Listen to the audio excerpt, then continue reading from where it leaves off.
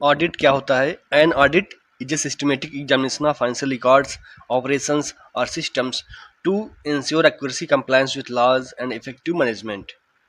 It helps identify errors, fraud, or inefficiencies. Audit can be internal or external and or essential for transparency, accountability, and informed decision making in organizations or businesses.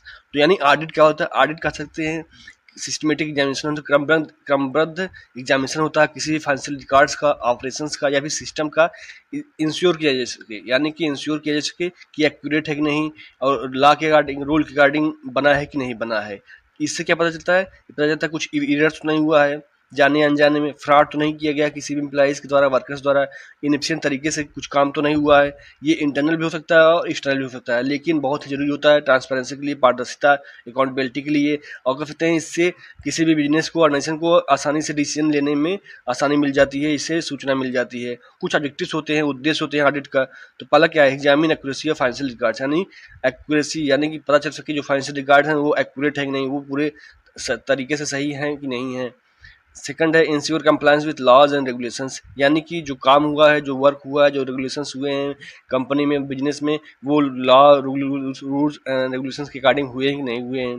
Third है detect and prevent fraud और errors, यानी कि इससे पता चल सके कोई भी एम्प्लॉइज हो गया, वर्कर्स हो गया, टॉप लेवल का है, मिडिल लेवल का या फिर लोअर लेवल का हो, उन्होंने फ्रॉड तो नहीं किया है, या फिर कोई इरर तो नहीं हुआ है, जानबूझकर कोई इरर तो नहीं किया गया है, या फिर अनजाने में कुछ इरर तो नहीं हुआ है, फाइनेंशियल रिकॉर्ड का हेरा फेरी तो नहीं हुई है।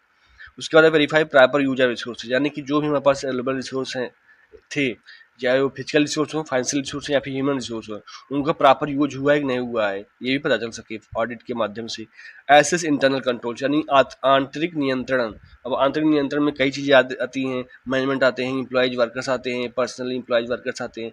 तो इसका मतलब क्या हुआ? अब इंटरनल कंट्रोल पता चल सके कितना नियंत्रण में अच्छा चल रहा है कि नहीं चल रहा है, काम जो है एफिशिएंट तरीके से हो रहा है कि नहीं।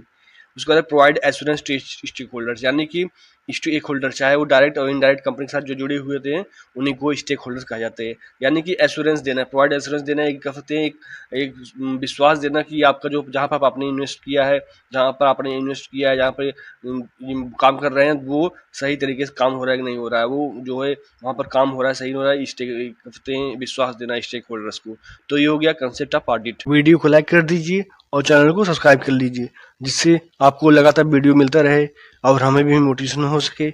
If you have any suggestion please comment on this video. Thank you for watching video. जय हिंद।